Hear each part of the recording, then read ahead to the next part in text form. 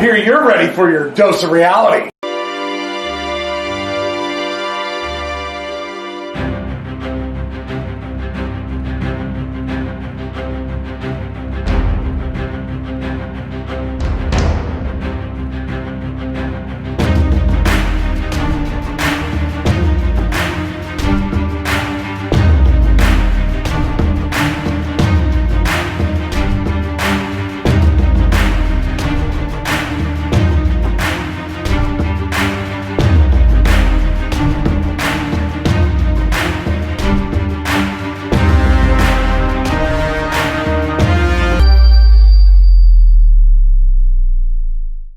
Hey, what's up, everybody? Welcome back to another episode of the Dr. Quack Podcast. I'm your host, Dr. Quack. And I'm the important one, Mr. Mayhem, and welcome to Bracket C for the tournament for the champion, Kevin Mark. That's right, folks. This is going to be a new one here because I have not seen Bracket C yet, so I'm just like you. I'm going to learn about it right now. It's going to be very, very interesting. We had a lot of really close matches in Bracket B. Some went right down to the wire. So it's going to be really interesting to see what comes out tomorrow when the voting starts for Bracket C. So let's go ahead and get right into this. There's going to be some matches in here that I really think the fans who vote on this are going to really be torn between who they're going to choose. Let's hear it. So we're going to start right off with the first one. I think that we're going to have a little bit of a tear. Ricky Morton versus Tito Santana. You're talking about two Hall of Famers, two legends, you know, from two different eras in some respects, different sides of the coin there. Two different sides of the coin, mostly known both of them for tag team wrestling, although Tito Santana is a former Intercontinental Champion. Yeah. But both of them are mostly known for their time in the tag team divisions. So, do you think the flying forearm or the double drop or the drop kick is going to be the one that prevails on this one? You let us know. Yeah, that's a coin flip there. This next one here, it kind of made me chuckle a little bit. I think it's going to be kind of funny. We got Boogie Woogie Man Jimmy Valiant taking on Spike Dudley. Woo! See, that's interesting because, I mean, it's a contrast of styles. You know, I mean, could Spike Dudley pull that upset? I mean, it's possible. Let's see. Spike Dudley is the far more talented wrestler in the ring, but Jimmy Valiant brought just a scrappiness and a natural charisma the crowd seemed to really get behind. So it would be really interesting to see, will little Spike Dudley prevail over Jimmy Valiant? We'll find out. You tell us what you think. And this next one here, you talk about a conflict and difference of styles.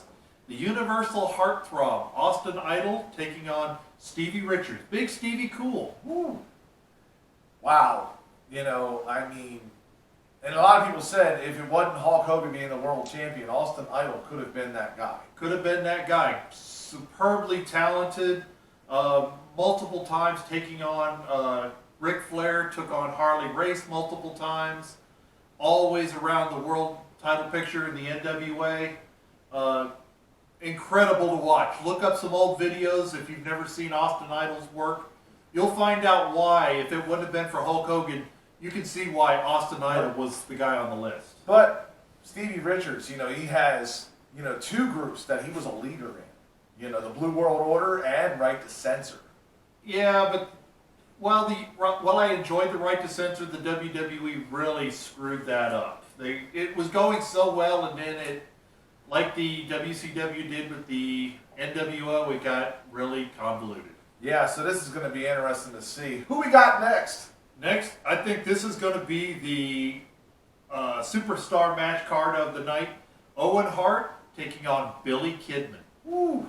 I mean, you're talking two, you know, high flyers right there. That had a great ground game. Yeah, they both could work. Very, very good technicians. Owen Hart most likely should have been a world champion if he lived. If that's very true. There was actually talk of it that he was going to take it from his brother. Yeah. So Bret Hart was fully in support of him being a world champ. So this would have been a very interesting contest. And let's not forget, Billy Kidman had pretty convincing matches against Hulk Hogan in WCW. We know Hogan was not known for working well with small guys, and Kidman made him go. And he got a couple victories. Yes. So that will be a really interesting match. The next one's going to be the Mind Screw match of the night. Jake the Snake Roberts against Dangerous Dan Spivey, or when he spent his short, ill-fated time as Waylon Mercy. Oh God, yeah. Let's not bring up that. No, but it's the two dark characters who had the mental mindset of playing with you mentally, going against each other in this match. I mean, he's held gold before, Dan Spivey, talking about, you know, the tag titles with U.S. Express and the Skyscrapers. Yes, yes. And Jake Roberts, well, he didn't win a lot of titles in there. He was always around the title picture. He was always towards the top of the main event, upper mid-card matches. So this one, in real life, would have been really interesting to see the build-up to this kind of match, the promos they cut on each other. Most definitely. All right, the next one, this one ought to be another interesting high-flyer match. We've got X-Pac, or Sean Waltman, taking on Christopher Daniels. Ooh. See, another, you know, catch-as-catch-can kind of match there.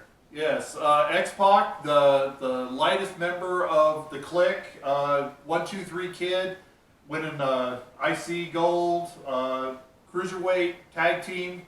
He's been a stable leader. Man, I cannot talk today because this match got me so hyped up thinking about it. And Christopher Daniels, always around the X Division and TNA, made a lot of money, a lot of time, a lot of name for himself in Japan. Yeah, Super 8 tournament winner. Yeah, so that's a really, really interesting match. I'd like to see what you guys think. See what we come up with here. And this next one's a match that's been seen a lot on WWF television. But the tournament randomizer threw it out for us again. So Hacksaw Jim Duggan taking on Earthquake or John Tenta. Ooh, see, there you go. Now we got power against mass. Yes, and these matches, when they happened in the WWF, they were about 50-50. Duggan won about half and Earthquake won about half. So I guess you guys get to break the tie on who do you think we should move forward as the best champion that never was between these two guys. I mean, would you go with the Richter scale or would you go over there with a 3-point stance? It's a very interesting match. Now this one, the tournament randomizer, I think it had a little fun. I think it understood what it was doing, and this match made me laugh. So we've got Nature Boy Buddy Landel against Tully Blanchard. Ooh. The whole thing of the Nature Boy, the Ric Flair knockoff, Buddy Landel, who, don't knock him just because he was a knockoff. He was a very, very talented man in the ring. He deserved to carry the moniker Nature Boy, but going against Tully Blanchard, one of the founding members of the Horsemen. Yeah, I mean, definitely a protege of Ric Flair a lot of times, you could say. Yes, and so that one would be a really, really interesting to see how that match would play out in my head. Watching that go on, I think that Tully Blanchard would carry a slight advantage in this one. But like I said, don't sleep on Buddy Landel. If Buddy Landel was just as dirty as Ric Flair, the problem was he just wasn't as charismatic. Yeah, you tell us, folks. I'm dying to hear this. All right, the next one should be really, really interesting. It's two pretty boy type wrestlers who were seen as being really pretty but really were tough. Chris Candido and Gino Hernandez. Ooh, see, you know, and I'm a huge Candido fan. I mean, dude, he was great in ECW. Yes, they made him dress up as Skip, as the Body Donna, but, you know. Yeah, Gino Hernandez in the mid-'80s, there was talk of him becoming an NWA World Champion in Texas. Unfortunately, he did have some demons and he passed away in the mid-'80s. So a lot of people may not be familiar with the handsome half-breed, Gino Hernandez, one of my favorite wrestlers. I used some of his things when I modeled and built my wrestling career around Gino Hernandez because Gino Hernandez was going to be a world champion. Look up the Tragedy of World Class and you're going to see some of the matches of Gino Hernandez. So this will be a really interesting, and I think even Chris Candido, he passed away young due to a blood clot. He might have had a good run as a world champion, maybe in TNA. Yeah, very possibly. So this is going to be a really interesting, two guys who were taken too young, who many people think could have been world champions. And the next one, this is going to be a kind of an old school match. Now, please, for those of you who are newer to social justice, this is just wrestling. We're just talking about people who were wrestlers and the wrestling gimmicks they brought around that may have been a sign of the times. Who is this? We're going with the Godfather against the man who supported the South African apartheid, Colonel De Beers. Ooh, see, that's classic. Colonel De Beers in the AWA, I'm telling you, he was tough. Yeah, he was the master of the Diamond Miner's Glove match, which is a variation on the Coal Miner's Glove match. But he used the heat of the being apartheid of South Africa, and he was famous for slamming Jimmy Snuka face first into the floor in the AWA and left him bleeding. Lots of matches. He used to stomp on Snuka's toes because he wouldn't wear boots because he was a savage from the island. So again, we're not for or against this gimmick. We're just bringing up the gimmick that he had in the 1980s that made him well known, and one of the members deserved. Then you talk another controversial gimmick, the Godfather out there with the hoe trade. Very true. That's also today is not very social justice. But again, we're not for or against social justice. We're talking wrestling. Yeah, and Godfather being former Intercontinental Champion as well. So that one would be a really interesting match. So please vote on who you think would win. Don't quit on this match because both of them are no longer socially acceptable. What you got next there, man? Next, we go from old school not acceptable to old school acceptable even today. Okay. The Bullet, Bob Armstrong against Pat Patterson. Woo! First ever Intercontinental Champion. Against a man who, he has a whole family of wrestlers, the Armstrong family.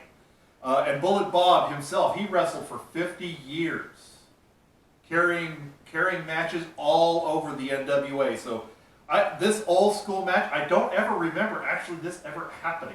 I don't think these two ever faced each other. No, this match definitely makes me go banana, I'll tell you. Yes, but I would like to see the old school, because even though we trash in some of our reviews about the old school 20 seconds of flash and 8 minutes of rest, hold, install, and work, we're not against that in any way, shape, or form. We're just telling you the times have no longer appreciates those matches. We still do, and I think this will be a great example of that. Yeah, definitely going to be solid. What we got next here? Next one, this would be a very, very fun match. We got Doink, a.k.a. Matt Bourne, against Yoshihiro Tajiri. Ooh, and see, I'm a huge Doink fan. I did love that gimmick, especially the evil Doink side. Huge Doink. I'm growing up watching Pacific Northwest, being a fan of Matt Bourne in the Pacific Northwest. Always enjoyed Matt Bourne's work, but I've also always enjoyed Tajiri's work. Yeah, the Japanese buzzsaw coming out there with the tarantula, one of the most innovative submission moves. Yep, his time in ECW, even his stuff where he was with William Regal in the WWE and WWF, still very entertaining. These are two hard-hitting guys that just bring everything to the table, and I think this would be another one that would go an hour. Yeah, it would be a classic. All right, the next one here, this is a really big contrast of styles. The Raging Bull, Manny Fernandez, and Hillbilly Jim. Whoa, don't go messing with a country boy, a country boy, a country boy. Yeah, well, he wasn't very good in the WWF. Part of that was they limited him on what he could do. When you watch the stuff he used to be, when he used to be known as Harley Davidson on the independent circuit, Hillbilly Jim was a hell of a strong worker. He's a big, powerful man. And he could actually do a lot of work. It's just he was very limited under the hillbilly gimmick. They wanted him not to really show off too much. Yeah, but Manny Fernandez definitely tough as nails. Go watch his Starrcade matches, I'm telling you. Yeah, so this one I do feel a little bad for Hillbilly Jim. I think this is our one true one we can say is probably going to get squashed on this one. But I'm telling you, I'm going to vote for Hillbilly Jim just because sometimes I do like to see the underdog. Yeah, it's not your vote, it's their vote that matters. And don't forget Manny Fernandez over there teaming with Rick Rude before all that. Yes, multiple-time World Tag Team. Yes. He also tagged with Dusty Rhodes to hold the World Tag Team titles. Yes, he did. So that's a really, really strong match. So this next one here, this one's another one of those. It's really interesting when you think about it. We got Raven, who, by the way, when he held the ECW title, was not recognized by Pro Wrestling Illustrated as a world title. So that's how Raven gets in this tournament, taking on Dick Murdoch. Ooh, God, I mean, you want to talk a fight for the ages. Yeah, two guys. Not so much the Scotty the Body, Johnny Polo stuff. I specifically want to see Raven against Dick Murdoch. Yeah, the Flock. Two guys who could just fight. Yeah, that is going to be a, barn burner, as we call it there. Yes. Awesome match. We got two more matches here. Two more. So, we joke about this guy a lot. Oh, boy. Who we got? but he's in this tournament for a reason. He is, while we make fun of him, still a very tough and very talented man. He spent a long time, he had a long career in wrestling. Hercules Hernandez taking on David Von Erich. Woo! The man who was supposed to win the world title before he passed away in Japan. David Von Erich was about 4 months away from winning the NWA world title from Ric Flair, which eventually was won 2 years later by his brother Kerry Von Erich. So this is David Von Erich, who should have been a world champion, was going to be a world champion, and then he had a stomach infection that caused him to pass away in Japan, taking on a man who does have a 20-year wrestling career, Hercules Hernandez. Yeah, definitely. You know, I mean, Hercules, he was tough as nails and very recognizable. You know, was always the big brute heel a lot of times. And that's our producer telling us we've got to wrap it up. So luckily we have one match left. So sit in your chair, monkey. Stay. Yeah, chill there for a minute. All right, so the last match we have Nikita Koloff taking on Typhoon. And we're talking Typhoon from the Natural Disasters, Fred Ottman. You mean Tugboat. and Shockmaster. We're not going into Shockmaster. He was far more talented than the guy remembered falling through the wall. Watch his time as the Natural Disasters in the WWF as Typhoon. Oh yeah, and Tugboat as well. It was pretty good. So this is another one of those, is it the strength or is it the bulk that comes through? Yeah, but Nikita Koloff, I mean, the Russian sickle. Oh yeah, the Russian sickle, or his matches he had with Lex Luger over the U.S. title in the late 80s. Lex Luger, that was about the only time Lex Luger could work because Nikita Koloff beat it out of him. He pretty much did.